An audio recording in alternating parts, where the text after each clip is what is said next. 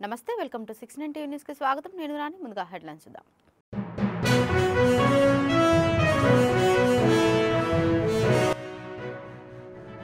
కొనసాగుతున్న ఢిల్లీ అసెంబ్లీ ఎన్నికల ఓట్ల లెక్కింపు 70 అసెంబ్లీ స్థానాల బరిలో 699 మంది అభ్యర్థులు పోటీ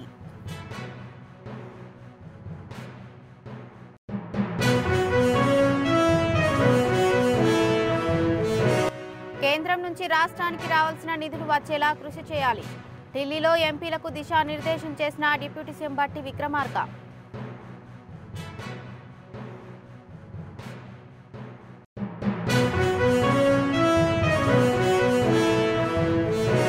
తెలంగాణ దేశానికే మార్గదర్శకంగా ఉండే విధంగా కులగణన సర్వే చేశాం ప్రభుత్వం ఇచ్చిన హామీని అమలు చేస్తామన్న మంత్రి పొన్నం ప్రభాకర్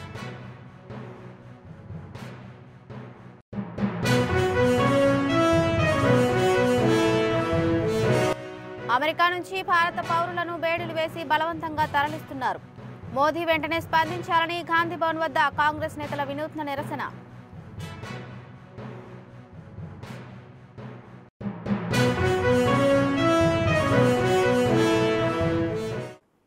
ఇక డీటెయిల్స్ చూసుకున్నట్లయితే హస్తిన ఎవరి హస్తగతం కానుందో మరికొద్ది గంటల్లోనే తేలనుంది ఢిల్లీ అసెంబ్లీ ఎన్నికల ఫలితాలకు సంబంధించి కౌంటింగ్ ప్రక్రియ ఉదయం 8 గంటలకు ప్రారంభమైంది ఓట్ల లెక్కింపు కోసం ఎన్నికల సంఘం అధికారులు ఏర్పాట్లు పూర్తి చేశారు 19 కౌంటింగ్ కేంద్రాల్లో ఓట్ల లెక్కింపు జరుగుతుంది ఢిల్లీలో మొత్తం 70 అసెంబ్లీ స్థానాలకు గాను ఈ నెల 5న ఒకే విడతలో ఎన్నికలు జరిగాయి ఈసారి ఎన్నికల్లో 60.54% పోలింగ్ నమోదైనట్లు ఎన్నికల సంఘం ఇప్పటికే ప్రకటించింది ఓట్ల లెక్కింపు సందర్భంగా ఎలాంటి అవాంఛనీయ ఘటనలు జరగకుండా కౌంటింగ్ కేంద్రాల వద్ద సుమారు 10,000 మంది పోలీసు సిబ్బందితో కట్టుదిట్టమైన బందోబస్తు ఏర్పాటు చేశారు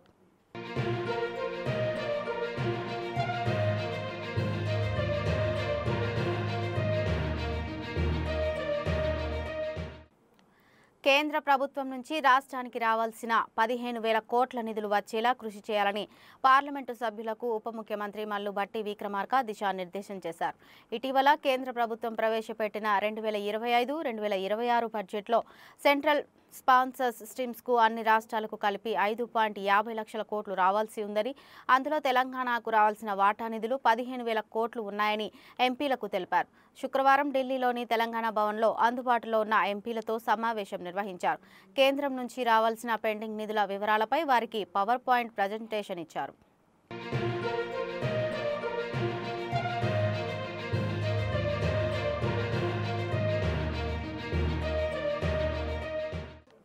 తెలంగాణ రాష్ట్రం దేశానికే మార్గదర్శకంగా ఉండే విధంగా కులగణన సర్వే చేశామని 1931 ఆంగ్లేయుల కాలంలో జరిగిన కులాల సర్వే తర్వాత తిరిగి తెలంగాణ రాష్ట్ర ప్రభుత్వం చేసిందన్నారు మంత్రి పొన్నం ప్రభాకర్ మా నాయకుడు రాహుల్ గాంధీ భారత్ జోడో యాత్రలో ఇచ్చిన మాట ప్రకారం కుల సర్వే నిర్వహించామని తెలిపారు కాంగ్రెస్ పార్టీ ఎన్నికల సమయంలో ఇచ్చిన హామీలను సైతం అమలు చేస్తుందని ప్రజలకు ఇచ్చిన ప్రతి మాట ప్రభుత్వం నిలబెట్టుకుంటుందన్నారు 85,000 మంది పర్యవేక్షకుల ద్వారా 1,12,00,000 ఇండ్లు తిరిగి మేము అడుగుతా ఉన్నాం ఇంత పెద్ద ఎత్తున ఒక పర్యవేక్షణ దీనికి సంబంధించిన ఒక చట్టబద్ధత దీనికి సంబంధించి ఒక ట్రాన్స్పరెంట్గా ఈ కార్యక్రమం నిర్వహించి శాసనసభలో చర్చకు పెడితే ఎవరైనా ఈ యొక్క కుల సర్వేలో భాగస్వాములైనటువంటి వాళ్ళు కుల సర్వేకు సంబంధించి సమాచారం ఇచ్చిన వాళ్ళు మాట్లాడినా బహిష్కరించిన అర్థం ఉంటుంది నా కేటీఆర్ గారు కానీ హరీష్ రావు గారు కానీ కేసీఆర్ గారు కానీ ఈ యొక్క సమాచార సేకరణకు ఎక్కడ రెస్పాండ్ కాలేదు వాళ్ళు సమాచారం ఇయ్యలేదు కానీ సభలో మాత్రం ఇందుకు నిరసనగా బహిష్కరించిపోయారు అసలు వాళ్ళకేం హక్కు ఉందని అడుగుతున్న బలహీన వర్గాలకు సంబంధించి కనీసం న్యాయం చేయాలనే ఆలోచన లేనటువంటి వాళ్ళు అధికారంలో ఉన్నప్పుడు ఈటల రాజేందర్ ఒక బలహీన వర్గాల నాయకుడిగా నేను కూడా ఇచ్చేదారంటే మెడల్ వంటి బయటికి ఎంటేసినటువంటి పరిస్థితి మనందరం చూసినాం ఇవాళ టీఆర్ఎస్ పార్టీకి సంబంధించిన రాష్ట్ర అధ్యక్షుడు కేసీఆర్ గారు కార్యనిర్వాహక అధ్యక్షుడు కేటీఆర్ గారు శాసనసభ పక్ష నాయకుడు కేసీఆర్ గారు ఉపపక్ష నాయకుడు హరీష్ రావు గారు ఎట్లా సాధ్యం ఒక పదవి బీసీకి ఇచ్చిండ్రా ఒక పదవి ఎస్సీకి ఇచ్చిండ్రా మీరేం మాట్లాడినా మాట్లాడే బలహీన వర్గాల న్యాయం ఇప్పుడు జరిగినటువంటి ఈ అంశం మీద మాత్రం విమర్శ చేస్తూ ఉన్నారు భారతీయ జనతా పార్టీ ముఖ్యమంత్రిని బీసీ చేస్తా అన్నారు ఆఖరికి శాసనసభ పక్ష నాయకుడు పాయల్ శంకర్ ఆదిలాబాద్ ఆయన మంచి బీసీ నాయకుడు, ఆయన చేయలే, మహేశ్వర్ రెడ్డి చేసిరు. వాళ్ళ పార్టీ అంతర్గతం కావచ్చు, కానీ ఆ పార్టీకి బలహీన వర్గాల గురించి మాట్లాడే హక్కు లేదు. ఎందుకంటే కేంద్రంలో నరేంద్ర మోడీ గారి నాయకత్వంలో మేము కులగణన చేయమని సుప్రీంకోర్టులో అఫిడవిట్ ఇచ్చిన వాళ్ళు వీళ్ళంతా బలహీన వర్గాలకు వ్యతిరేకులు వీళ్ళు.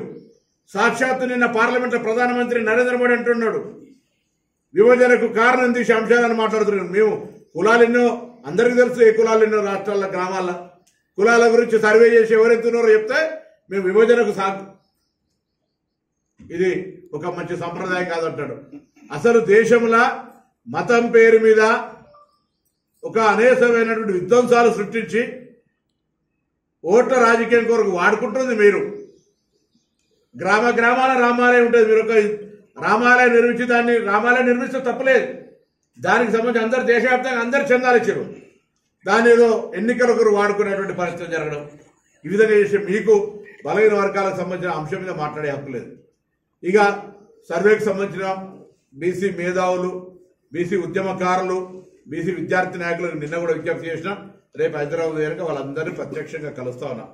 నేను ఒకటే కోరుతున్నా మీ అందరికీ, అలా తెలంగాణ యావత్ ప్రజానికానికి 1931లో ఈ కుల సర్వే జరిగింది, 2011లో జనాభా లెక్కలు జరిగినాయి, 2021లో జరగాలి, కరోనా వల్ల జరగలే, అది ఇప్పటి వరకు కేంద్ర ప్రభుత్వం మనం జరపలేదు.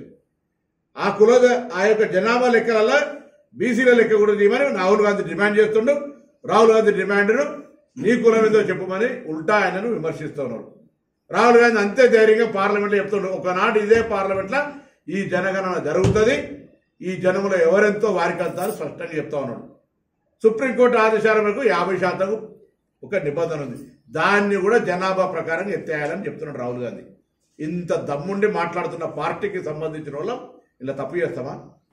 అమెరికా నుంచి భారత పౌరులను నిర్దాక్షిణ్యంగా భేడీలు వేసి బలవంతంగా తరలిస్తుండటంతో విదేశాంగ మంత్రిత్వ శాఖ వైఫల్యం, కేంద్ర ప్రభుత్వ వైఖరిని ఖండిస్తూ గాంధీ భవన్ నిరసన వ్యక్తం చేశారు. ప్రభుత్వ సలహాదారు షబ్బీర్ అలీ, నాంపల్లి నియోజకవర్గం కాంగ్రెస్ ఇన్ఛార్జ్ ఫిరోజ్ ఖాన్, మాజీ ఎంపీ విహెచ్, మహిళా కాంగ్రెస్ అధ్యక్షురాలు సునీతారావు ఆధ్వర్యంలో చేతులకు బేడీలు వేసుకుని వినూత్న రీతిలో నిరసన తెలిపారు. భారత పౌరులకు బేడీలు వేసి అమెరికా నుంచి పంపిస్తున్నా కేంద్రం చలనం లేనట్లు వ్యవహరిస్తుందని ఆరోపించారు.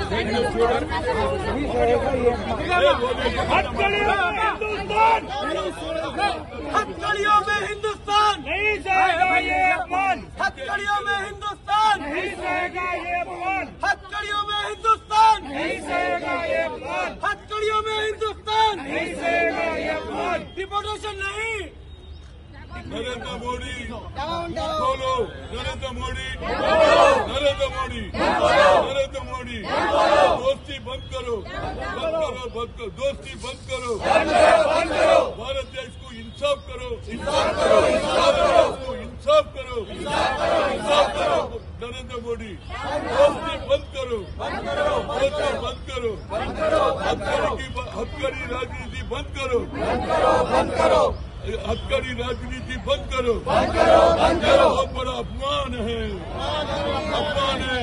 भारत देश वाले चोर नहीं है, उनको हथकड़ी कैसा डाला, ये बाइटेड नौकरी का भिजा दो, बगैर हथकड़ी का भिजाना, बगैर हथकड़ी का भिजाना।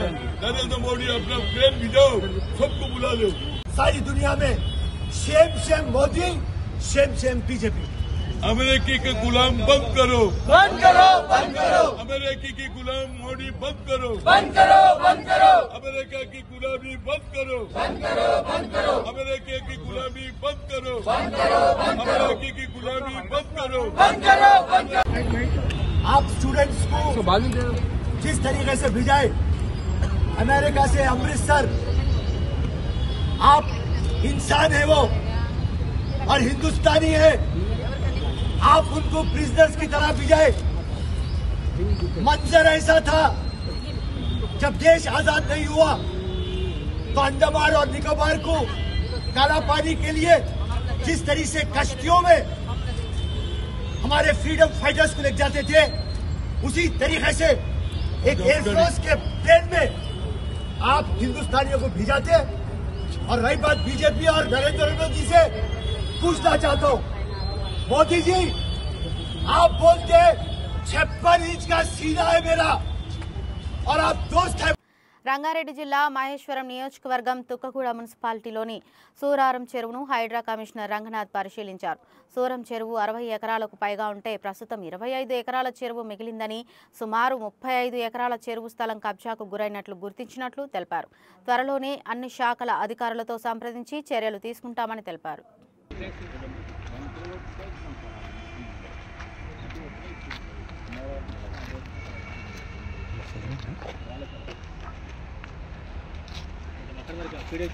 చెప్పాలా? మాకు ప్రజావాణిలో ఫిర్యాదులు ఈ సూరం చెరువు తుక్కుగూడ మున్సిపాలిటీ పరిధిలో ఉన్నటువంటి దాని గురించి స్థానికంగా ఉన్నటువంటి వారు ఇక్కడ కంప్లైంట్ ఇవ్వడం జరిగింది. ఈ పెద్ద ఎత్తున కూడా ఇక్కడ కబ్జా అవుతుంది ఇక్కడ అని చెప్పేసి వారు కంప్లైంట్ ఇవ్వడంతో ఇక్కడికి ఫీల్డ్ విజిట్కి రావడం జరిగింది. ఇక్కడ చూసిన దాన్ని బట్టి ఇక్కడ మనకి చాలామంది కాంపౌండ్ వాల్స్ అది కట్టుకొని దీన్ని కబ్జా చేసినట్టుగా కూడా మనకు కనబడుతున్నది. ఇరిగేషన్ ఇంజనీర్స్ తోటి అట్లానే స్థానిక రెవెన్యూ ఆఫీసర్స్ తోటి అండ్ మున్సిపాలిటీ వారితో అందరితో కూడా మేము సంప్రదించాము. సో డెఫినెట్గా ఈ ఎంక్రోచ్మెంట్స్ అన్నీ కూడా ఏదైతే వాటర్ బాడీలు ఉన్నాయో ఇన్నిటిని కూడా ఇమీడియట్గా రిమూవ్ చేయడానికి కూడా హైడ్రా ఇమీడియట్గా చేస్తుంది. సార్ చెరువు ల్యాండ్ ఎంత ఉండే? చెరువు ఇప్పుడు దాదాపు మనకి 60 ఎకరాల చెరువు. ఇది నోటిఫై కాలేదు, నోటిఫై చేస్తున్నాం అది కూడా. సో ఇరిగేషన్ వాళ్ళు ప్రపోజల్ కూడా పంపిస్తే నోటిఫై చేస్తాము. చేసి పాత topo sheets, survey of India topo sheets, village maps and అట్లానే ఏదైతే కనుక గతంలో మన కోఆర్డినేట్స్ ఫిక్స్ చేసి వేర్ హైట్ అంటే అలుగు హైట్ బట్టి దాన్ని ఫిక్స్ చేసిన దాన్ని బట్టి కూడా ఇవన్నీ పద్ధతుల ద్వారా మేము ఏదైతే కనుక ఎఫ్టీఎల్ నిర్ధారణ కోసం చేసే పద్ధతులన్నింటి కూడా అవలంబించి దీని ఎఫ్టీఎల్ ఇంకా విస్తీర్ణం పెరిగి ఇప్పుడు బహుశా ఇది హార్డ్లీ అనుకోవడం ఇదంతా 30 acres కూడా లేదేమో, 30-40 acres ఉంటుందేమో. సో దీనికి ఇంకో 37 acres ఏదో ఉన్నది. సో ఇంకా దాదాపు 20-25 ఎకరాలు పెరుగుతుంది చెరువు. దీని విస్తీర్ణత అంతా పెరుగుతుంది. ఇది రోడ్డు దాకా కనబడుతుంది ఇది యాక్చువల్ మన మ్యాప్లో. సో దీన్ని డెఫినెట్గా దాని ఒరిజినల్ స్టేటస్కి పునరుద్ధరించడానికి మేమంతా కూడా దీనికి పనిచేస్తాం. ఎస్సీ రిజర్వేషన్ల సాధన కోసం ఎన్నో ఏళ్లుగా కృషి చేస్తున్న మాదిగా జేఏసీ వ్యవస్థాపకుడు పిడమర్తి రవికి ఓయూ ఆర్ట్స్ కళాశాలలోని న్యూ సెమినార్ హాల్లో బీఎస్ఎఫ్ రాష్ట్ర కన్వీనర్ బోరెల్లి సురేష్ ఆధ్వర్యంలో అభినందన సభ నిర్వహించారు.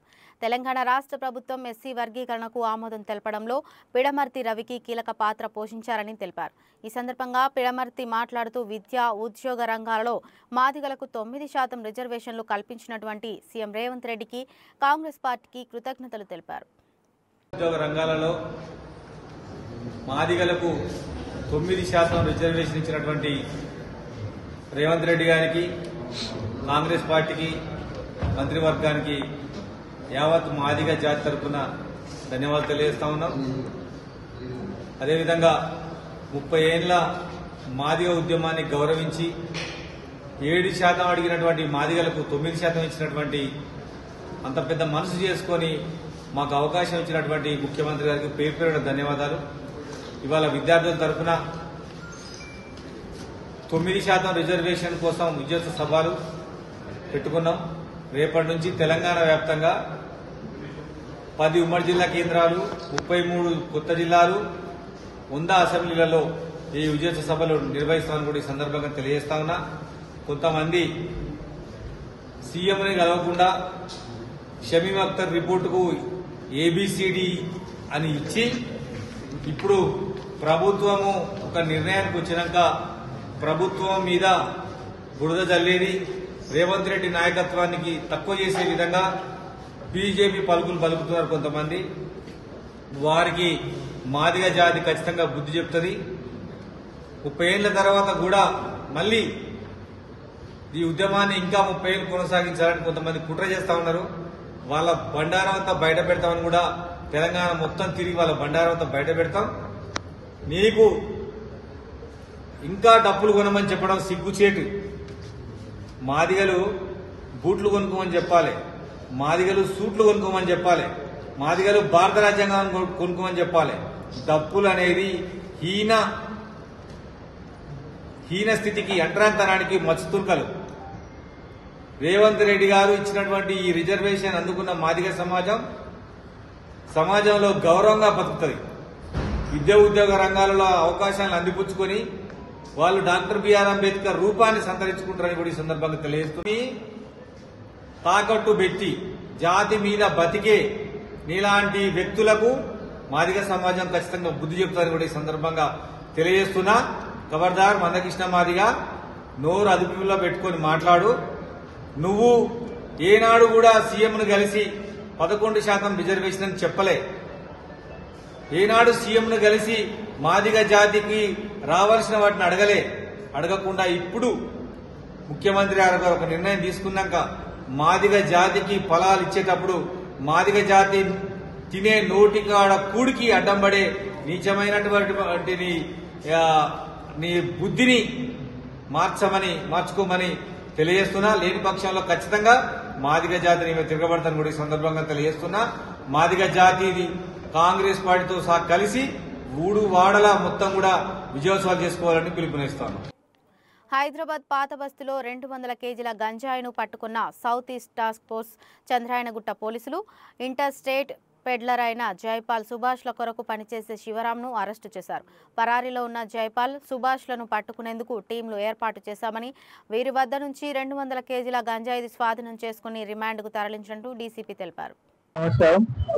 నిన్న సాయంత్రం around 8:30 on the tip of information, Commissioner Task Force South East Zone team and Chandrayangutta local police team ఒక కార్ కు ఇంటర్సెప్ట్ చేశారు. తర్వాత ఒక ఇంటర్స్టేట్ గాంజా పెడ్లర్ జాదవ్ శివరామ్ ఉన్న వ్యక్తులు అప్రెండ్ చేశారు. ఈ అలాంగ్ విత్ 200 kg గాంజా. ఈ ఎంక్వైరీ చేసిన తర్వాత ఈ జాదవ్ శివరామ్ 2015 తర్వాత is involving in the ganja transport business, mainly Vizag, Odisha. He's taking from Vizag and Odisha and giving it to the needy customers in Maharashtra and Hyderabad and other places. ఈ Yadav Shivaram name వ్యక్తి ఈ associate ఉన్నారు ఒక వ్యక్తికి, ఈ Jaipal name Banavath Jaipal. ఈ రెండు వ్యక్తి they are doing business since many days. ఈ మెయిన్ సప్లయర్ అంటే సుభాష్ నేమ్ వ్యక్తి ఉంది, ఒడిశా వాళ్ళు. ఈ supplying them at the lower rates ganja. ఈ 3 రోజు back this person has to plan to purchase the ganja from Odisha and supply it to the needy customers. ఈ Jadhav Shivaram name వ్యక్తి along with his Hyundai car went to Odisha 3 days back.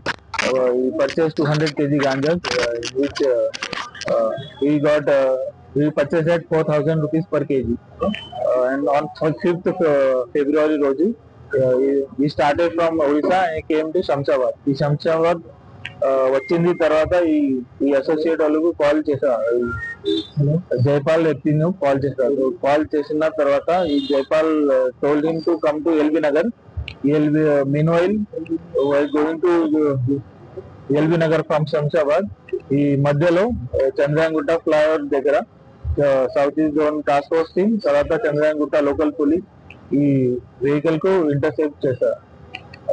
And उसके पास ఈ వ్యక్తి we have seized mobile phones, తర్వాత ఈ ఒక Hyundai vehicle car, తర్వాత ఈ 200 kg గాంజా. ఈ జాదవ్ శివరామ్ నేమ్ వ్యక్తికి కొంచెం పాత కేసెస్ ఉన్నాయి, 2 కేసెస్ ఉన్నాయి. ఒక కేసు ఎక్సైజ్ పిఎస్ లో ఉంది శంషాబాద్ లో, ఈ 458/2020 ఇది కూడా గాంజాయి కేసు ఉంది. తర్వాత సెకండ్ కేసు ఈ సంగారెడ్డి డిస్టిక్ లో ఉంది, ఈ నగలి గిడ్డ పిఎస్ లో ఉంది. ఇది సింపుల్ హెడ్ వల్లి కేసు ఉంది, 323 మ్యాటర్ సింపుల్ హెడ్ కేసు ఉంది. గత ప్రభుత్వంలో చిన్న చిన్న తప్పిదాలు చేసి ఉద్యోగాలు కోల్పోయిన తమను విధుల్లోకి తీసుకోవాలంటూ ఆర్టీసీ కార్మికులు ప్రజాభవన్లో బైఠాయించారు. చాలా రోజులుగా ఉద్యోగాలు లేక తీవ్ర ఆర్థిక ఇబ్బందులతో సతమతమవుతున్న తమకు న్యాయం చేయాలంటూ ఆందోళన వ్యక్తం చేశారు. ఈ సందర్భంగా వారు మీడియాతో మాట్లాడుతూ చిన్న చిన్న తప్పిదాలతో ఉద్యోగాలు కోల్పోయిన తమను విధుల్లోకి తీసుకోవాలని సీఎంగా ఎన్నికైన రేవంత్ రెడ్డి సంవత్సరం కిందనే చెప్పుకున్నామని, అప్పట్లో 30 రోజుల్లో న్యాయం చేస్తామని హామీ ఇచ్చినప్పటికీ ఇప్పటి వరకు తమకు న్యాయం జరగలేదని ఆవేదన వ్యక్తం చేశారు.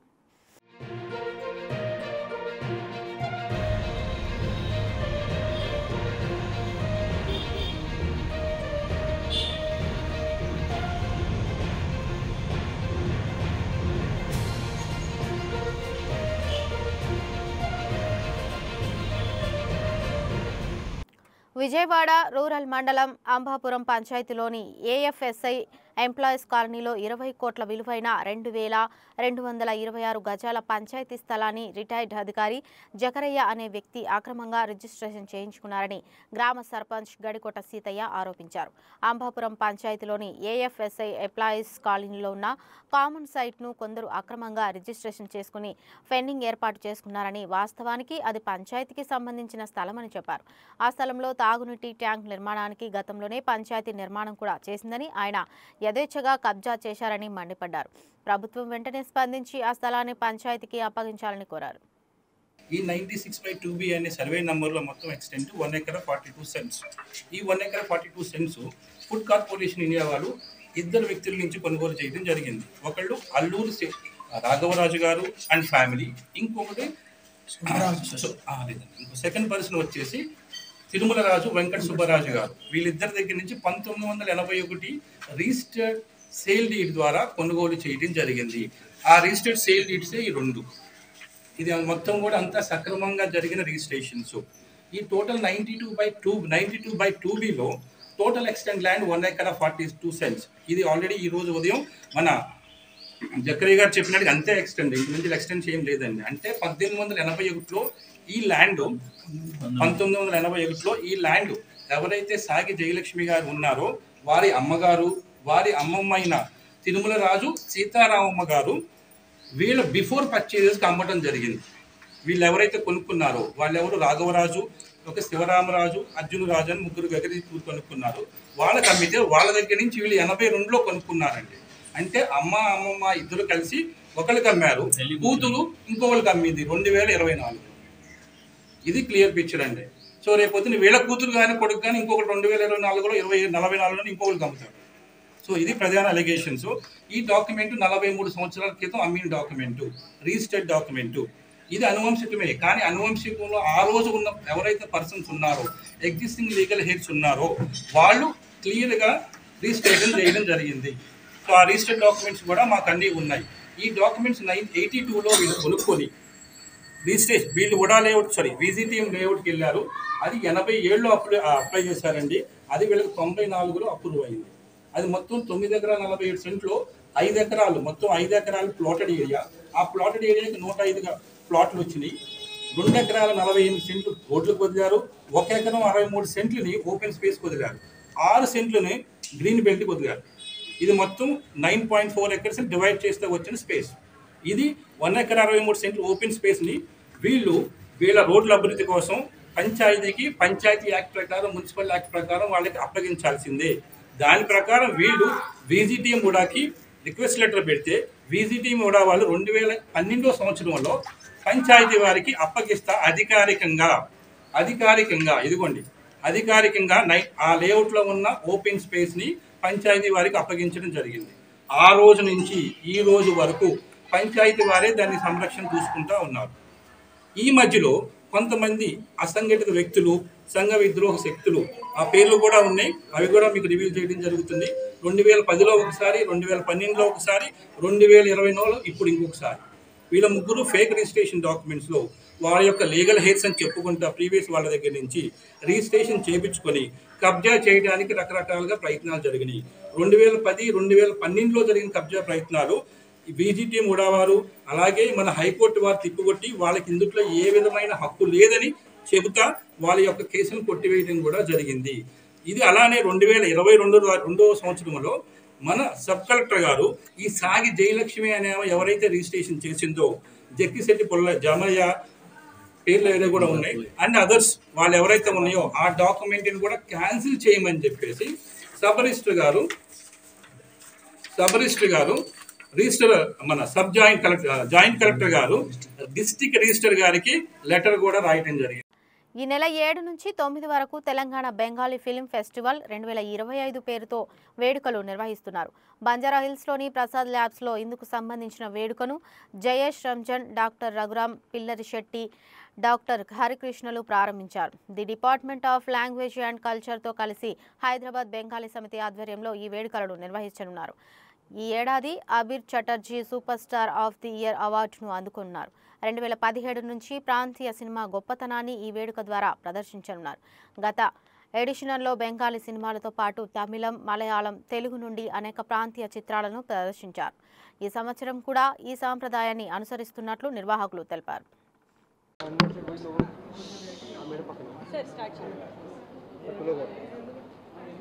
గత 7 సంవత్సరాల నుంచి హైదరాబాద్లో ప్రతి సంవత్సరం ఈ బెంగాలీ ఫిల్మ్ ఫెస్టివల్ అనే ఏర్పాటు చేయడం జరుగుతుంది.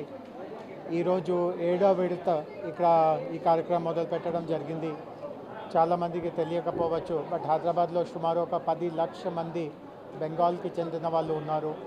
6వ నిజాం కాలం నుంచి హైదరాబాద్లో బెంగాలీస్ రావడం, ఇక్కడే స్థిరపడడం అండ్ ఈ మధ్యలో గత 20-30 సంవత్సరాల నుంచి హైదరాబాద్లో లైఫ్ సైన్సెస్, ఐటీ ఇట్లాంటి రంగానికి చాలా ప్రాధాన్యత కావడం వల్ల ఆ ప్రాంతం నుంచి చెందిన బెంగాలీస్ కూడా చాలామంది హైదరాబాద్లో ఉన్నారు. అండ్ మొత్తం భారతదేశంలో చలచిత్ర గురించి చూస్తూ ఉంటే బెంగాల్ నుంచి కూడా మనకు చాలా మంచి సినిమా వస్తూ ఉంటుంది. సో ప్రతి సంవత్సరం ఒక 8-10 ఆ సంవత్సరంలో బాగా పేరు పొందిన, బాగా మంచి ప్రశంస పొందిన ఫిల్మ్స్ని ఇక్కడ చూపిస్తూ ఉంటారు. సో ఈ ప్రారంభోత్సవానికి నేను కూడా ఇంట్లో హాజరయ్యాను. చాలామంది బెంగాలీస్ ఈ కార్యక్రమంలో ఉన్నారు, కానీ సినిమా మీద బాగా రుచి ఉన్న వాళ్ళు కూడా ఇట్లాంటి కార్యక్రమానికి వచ్చి సినిమాస్ని తిలకరిస్తూ ఉన్నారు. అండ్ హైదరాబాద్లో అన్ని మన భాషలకి, అన్ని సముదాయాలకి ఇట్లాంటి మనము వాళ్ళని కూడా ఎంకరేజ్ చేసి వాళ్ళు కూడా భాగం మన రాష్ట్రంలో ఒక భాగంగా ఉన్నారు, కలిసిమెలిసిగా ఉన్నారు. రాష్ట్ర ఆర్థిక అభివృద్ధికి, సామాజిక అభివృద్ధికి వాళ్ళు కూడా తోడ్పడుతూ ఉన్నారు. ఇట్లాంటి ఒక మంచి మెసేజ్ అందరికీ వెళ్తూ ఉంటే ఇది చాలా బాగుంటుంది. బులెటిన్ ముగించే ముందు హెడ్లైన్స్ మరోసారి చూద్దాం.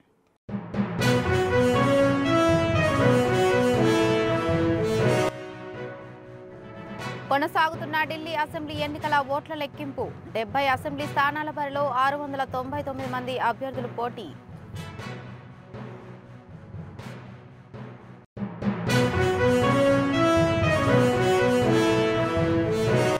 కేంద్రం నుంచి రాష్ట్రానికి రావాల్సిన నిధులు వచ్చేలా కృషి చేయాలి. ఢిల్లీలో ఎంపీలకు దిశానిర్దేశం చేసిన deputy CM Bhatti Vikramarka.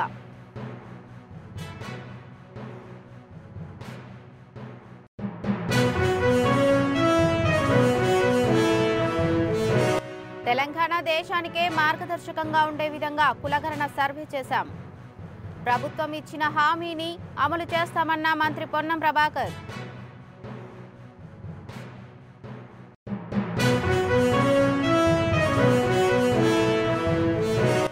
America నుంచి భారత పౌరులను బేడీలు వేసి బలవంతంగా తరలిస్తున్నారు. మోదీ వెంటనే స్పందించాలని గాంధీ భవన్ వద్ద కాంగ్రెస్ నేతల వినూత్న నిరసన.